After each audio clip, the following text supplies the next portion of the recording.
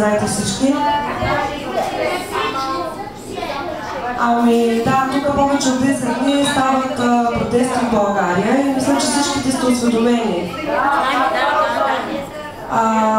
Съжалявам, че съм възползвам в момента, но само 2-3 минутки искам, нали, и ние да отразим по някакъв начин. Никой не ме е народен, да ви кажа на всички, това е по мое желание, да не мога вълнят. Искам да отразим и ние тук, защото се събрали всяка неделя се събираме, танцуваме, играем, пеем, веселим се и по някакъв начин да отразим по-точно подкрепата на нашия народ, на нашите сънародници в България, които бяха бити из палки и така нататък и така нататък. Всички искаме да живеем в едната свободна и мирна България, с добро правителство, с добър живот. Всички сме тук по някаква причина, малко или много, майки, баби, млади жени също. Сега аз няма да посочвам някакви грешки на нашето правителство. То вече се знае от времето на Тодор Живков до ден днешен какво е. Ами грешки всеки има. Историята е създадена от грешки и от победи. Това е. Не е създадена само грешки. Днеска нашите сънародници бяха пред посолството. Изпяха химна и колемичиха. Мирен протест. Аз като гражданка на България, както и вие всички ние тук, не мога да се въздържа да не го отбележа. Благодаря за вниманието и нека всички...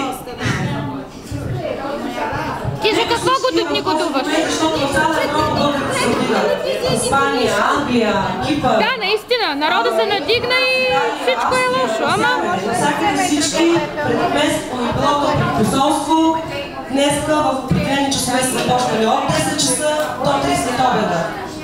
Както и нашите в момента българи са пред местото в Атина. Това ме го казаха преди час и половина, да. Преди час. От посолство са отишли пред местото в Атина. Всичко да стане хубаво и добре. Да знаем всичко какво става в родината ни.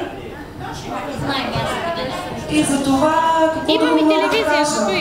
И аз не знам, ако някой нещо иска да каже, аз единственото нещо, което искам, да бъдем с нашия народ. И по-скоро да се приберем в домовете ни, защото не сме за по хубави причини тук. Никой не е в чужбина по хубави причини или нещо добро. Да подкрепим нашите сънародници. Разбира се. И да сме живи и здрави, битката ще бъде много дълга. Така че трябва да сме смели и взаимни. Ами хората излязаха повече заради тока навънка. За повишените цени на тока, за надписването. Повишените цени за тока, излизат по улиците, не щат да има протести, бият ги с палки и така нататък.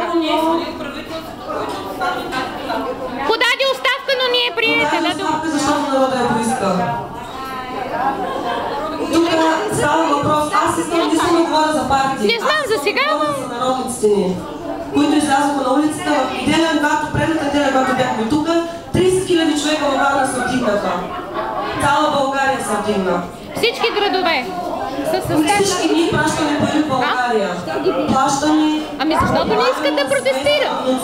Се прибират по това. Тогава няма спор. Няма спор. Знаете тук какво става в Гърция? По същия начин, както пускат момчета за бои с такива бутилки и така нататък, същото има и при нас. Такива неразмирици и работи, и които ние поначало сме за мирен поход и подход, така не става. Пускат си... Искаш ли да кажеш нещо?